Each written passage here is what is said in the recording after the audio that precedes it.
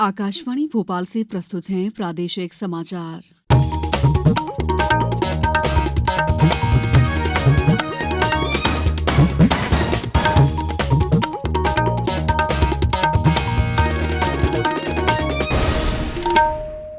नमस्कार, समाचारों के साथ मैं दीपा सिंह। सबसे पहले मुख्य समाचार। निर्वाचन आयोग ने लोकसभा चुनाव के दौरान कुल मतदान केंद्रों की संख्या के 75% के बराबर कैमरे लगाने को दी मंजूरी।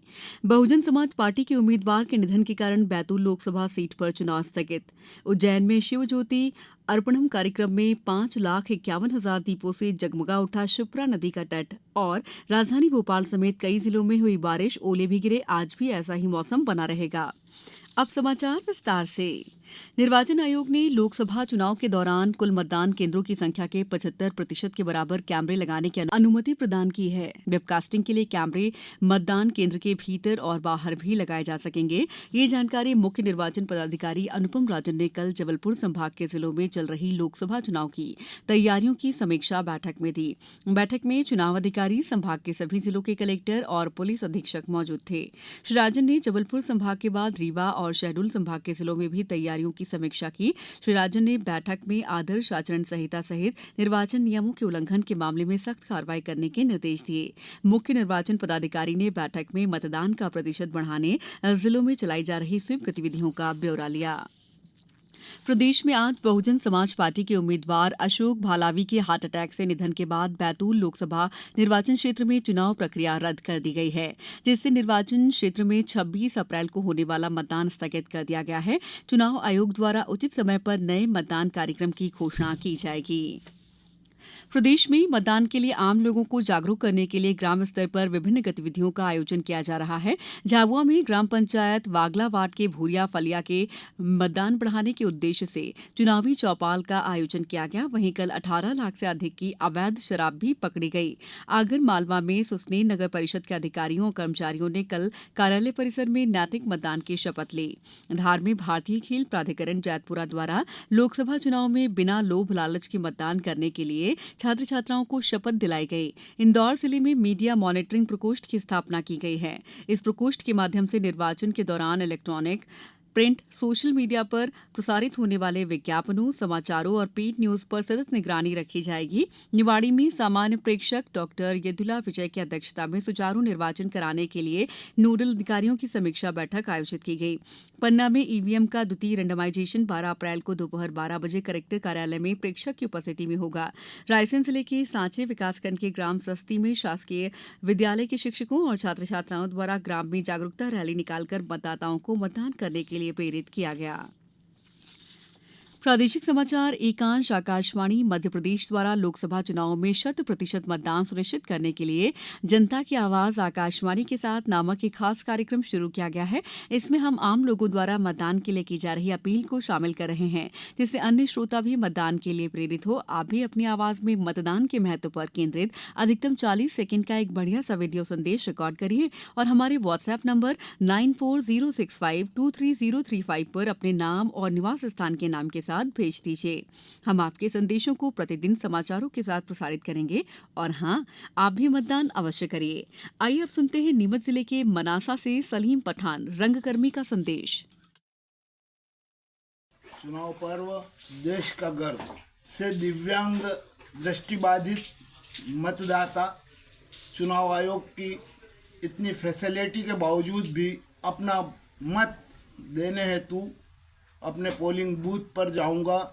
मैंने ऐसी सहमति दी है और मैं आप सभी से अनुरोध करता हूं कि आप भी आने वाले लोकसभा चुनाव में अपना अमूल्य वोट देकर देश की अच्छी सरकार को चुनें। जय हिंद, जय भारत। समाचारों में वक्त है ब्रेक का। ये समाचार आप आकाशवाणी भोपाल से सुन रहे हैं। हमारे समाचारों को अब आप कभी भी और कहीं भी अपनी सुविधा के अनुसार सुन सकते हैं। ये समाचार बुलेटिन YouTube, ट्विटर और फेसबुक पर AIR न्यूज भोपाल पेज पर भी सुने जा सकते हैं। इसके अलावा आप हमारी वेबसाइट newsonair.nic.in पर अथवा AIR न्यूज ऐप पर भी समाचार सुन सकते हैं। ब्रेक के बाद समाचारों में आपका एक बार फिर स्वागत है। उज्जैन में शिप्रा नदी का तट कल शाम एक साथ प्रज्वलित किए गए 5,51,000 दीपों से जगमगा उठा। शंख, डमरू, झांझ की ध्वनि, भव्य आतिशबाजी और फिर प्रसिद्ध गायक जुबिन नौटियाल के सुमधुर गीतों ने कार्यक्रम में समा बांध दिया।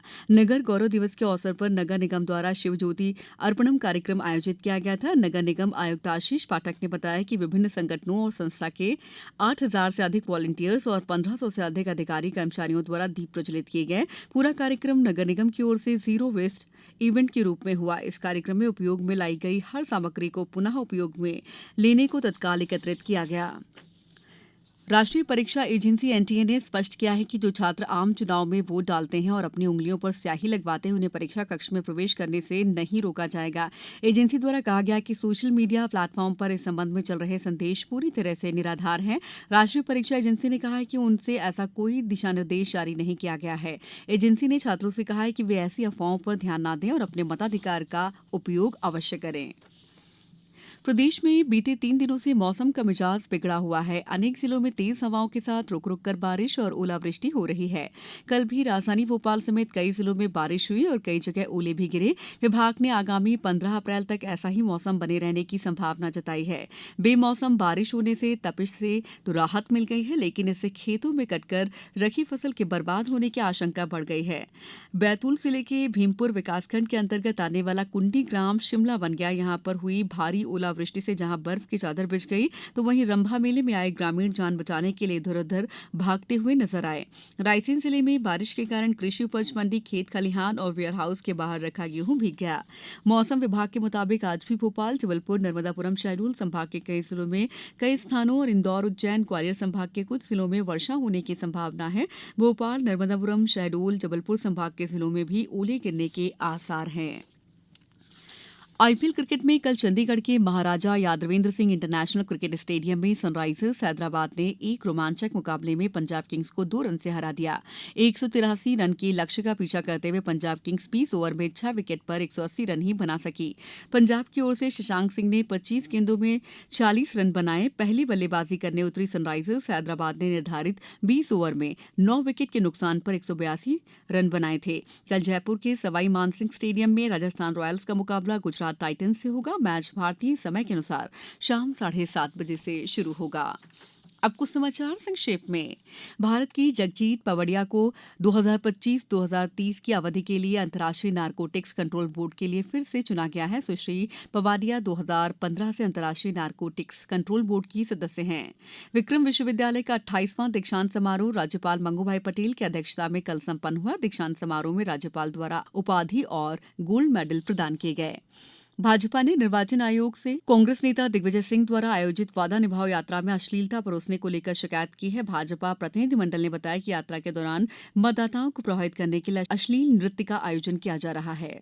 मैहर में चैत्र नवरात्रि में लगने वाले मेला में मध्यप्रदेश समेत अन्य राज्यों से आने वाले लाखों यात्रियों की सुविधा के लिए 30 ट्रेनें आज से मैहर स्टेशन पर 5 मिनट के लिए रुकना शुरू हो गई हैं। रेलवे ने जबलपुर से जाने और आने वाली इन 30 ट्रेनों को 9 से 23 अप्रैल के बीच 5 मिनट का अस्थायी ठहराव दिया है। छतरपुर में सड़क दुर्घटना से बचाव के लिए एक विशेष यातायात अभियान चलाया जा रहा है। सड़क दुर्घटनाओं से बचाव के लिए सभी थाना प्रभारियों को निर्देशित किया गया है। इस बुलेटिन में इतना ही। दीजिए इजाजत। नमस्कार।